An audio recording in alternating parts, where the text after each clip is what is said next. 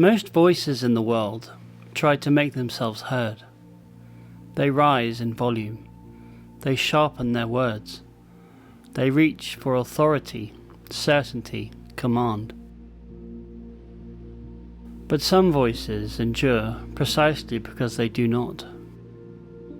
They do not compete for attention. They do not demand agreement. They speak simply, and they keep speaking, long after louder voices have fallen silent. Welcome to the Grey Havens Hour, a place for listening rather than haste, for reflection rather than argument, where we return to Tolkien's world, not to master it, but to sit with it for a while, and hear what it still has to say. Today, we continue our longer listening, a journey through the voices that carry Middle-earth when power fails. After Gondor, where words are shaped by office and inheritance, after duty weighs so heavily that speech itself can fracture, we turn now to voices that never sought authority in the first place. We turn to the Hobbits. I am only quite a little fellow in a wide world after all. It is not a complaint. It is not false modesty. It is a clear-eyed naming of scale. Hobbits do not pretend the world is small. They simply refuse to pretend they are large.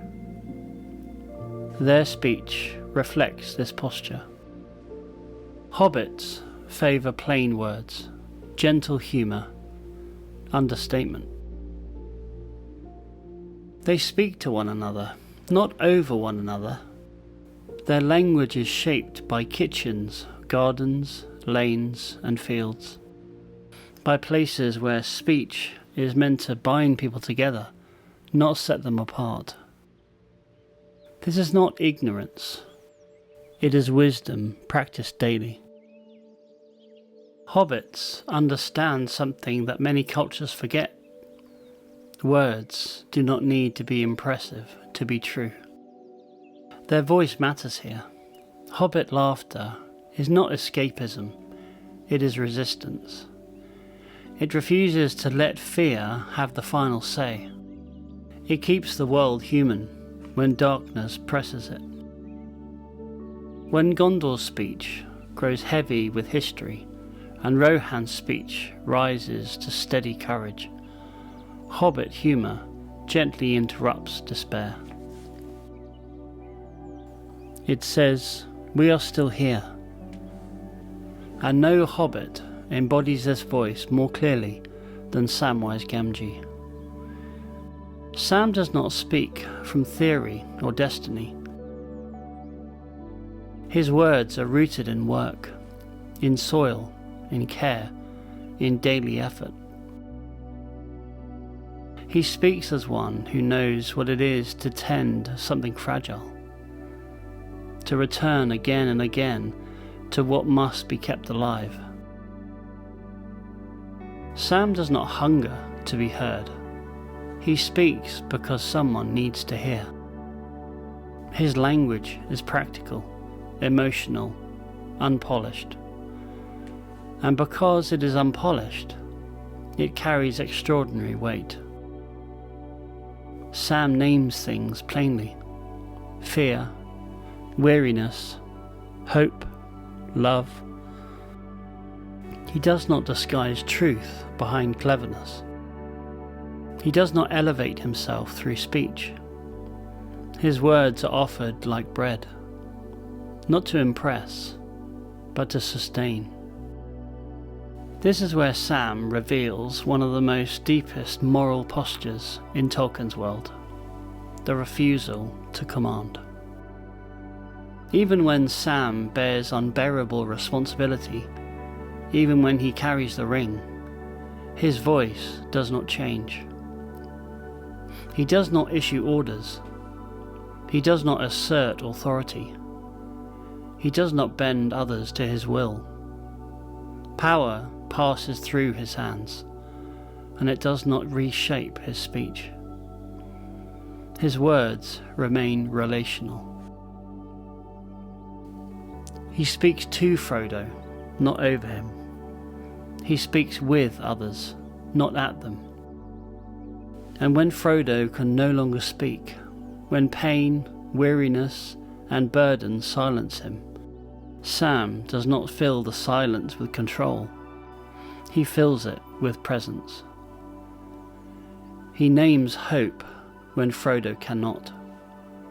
He carries the voice when the voice fails. This is not heroism, as the world often defines it. It is faithfulness. Sam's loyalty is not sealed by oaths. It is spoken again and again in small phrases. I'm here. I won't leave. Just one more step. His devotion is voiced through repetition, not ceremony. And that repetition matters. Because endurance is rarely secured by a single great moment. It is sustained by returning again and again to what must be done next. Sam's hope is not illusion. He does not deny darkness. He sees it clearly. But he believes goodness can still be chosen inside it. This is not optimism. This is courage without rhetoric. He does not speak of glory or greatness.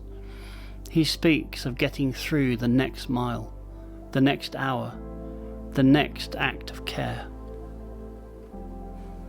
In this way, Sam becomes the quiet moral centre of the entire story.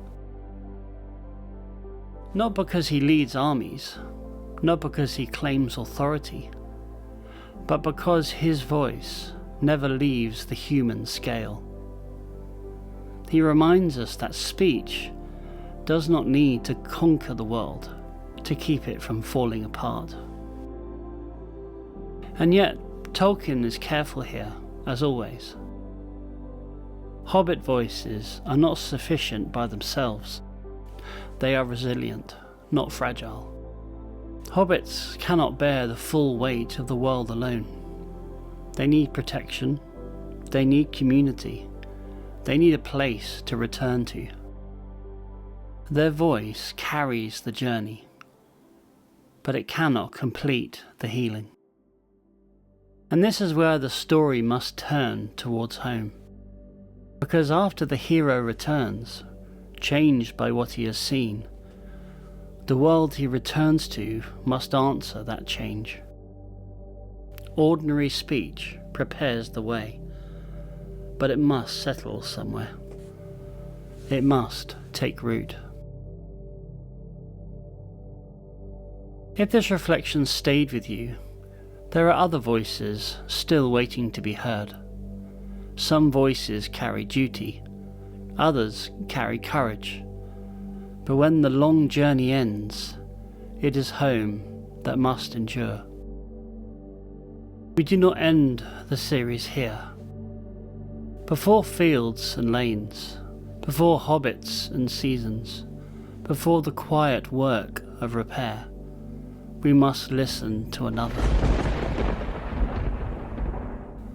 Not to heroes, but to a place where language has been stripped of mercy. In the next episode, we turn to Mordor. Speech without mercy, where words no longer seek understanding, only obedience. And after that, we will return to the Maiar, to voices of power that chose restraint, and to authority that refused to rule. Only then do we return, not in triumph, but to the fields and lanes, to the ordinary life carried forward. There and Back Again, A Hobbit's Tale by Bilbo Baggins. If these quiet journeys have given you something to carry, please subscribe, like, and share. It helps them reach others who are still listening. Until next time, may your words remain simple, may your faithfulness be quiet, and may you know when to hold the line and when to lay the burden down.